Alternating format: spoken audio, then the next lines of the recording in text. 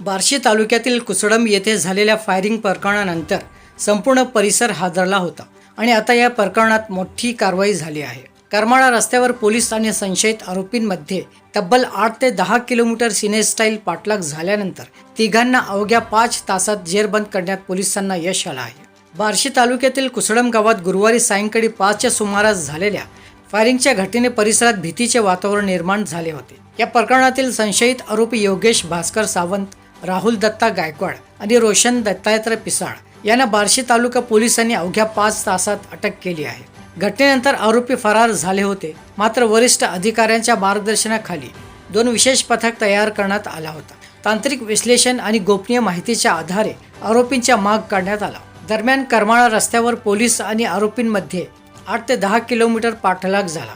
काही वेळ पोलीस मागे तर आरोपी पुढे, तर काही वेळ पोलीस पुढे तर आरोपी मागे, असा अक्षरशः सिनेस्टाईल थरार अनुभवायला मिळाला। अखेर पोलिसांनी तिघांना ताब्यात घेतले। देशी बनावटीचे पिस्तूल, जिवंत काळतुसे, लोखंडी रॉड, लाकडी दांडे, गुन्ह्यात वापरलेली वाहन जप्त करण्यात आलं आहे। या प्रकरणी शुक्रवारी आरोपींना न्यायालयात हजर करण्यात आला असता त्यांना 2 मार्चपर्यंत पोलीस कोठडी सुनावण्यात आली आहे।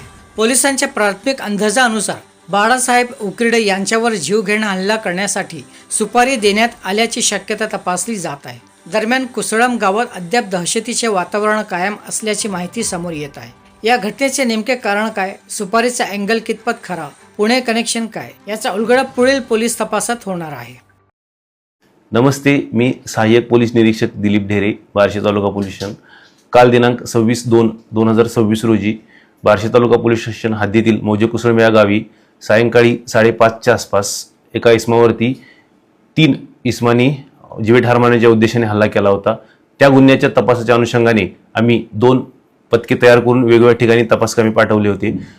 करमाळा परिसरामध्ये गोपनीय बातमीदारामार्फत माहिती मिळाली की सदर इसम फिरत असल्याने त्यांचा पाठलाग केला असता साधारणतः 8 ते 10 किलोमीटरचा पाठलाग करून त्यांना रात्रीच्या वेळी पकडण्यात आलेला आहे। सदर इसमांच्या अंगझडतीमध्ये 1 पिस्टल, 2 रॉड, 1 लाकडी दांडके व 1 कोयता सह मोबाईल, पैसे व 1 पिस्टल आणि जिवंत राऊंड मिळालेले आहे। त्यांना आज रोजी अटक करून माननीय न्यायालयासमोर हजर केले असता माननीय न्यायालयाने त्यांना 2 मार्चपर्यंत पोलीस कोठडी दिलेली आहे। पुढील तपास वरिष्ठांच्या मार्गदर्शनाखाली सुरू आहे। धन्यवाद। त्यापैकी 3 आरोपीपैकी एका इसमावरती 2 गुन्हे दाखल आहेत, हडपसर, पुणे या ठिकाणी।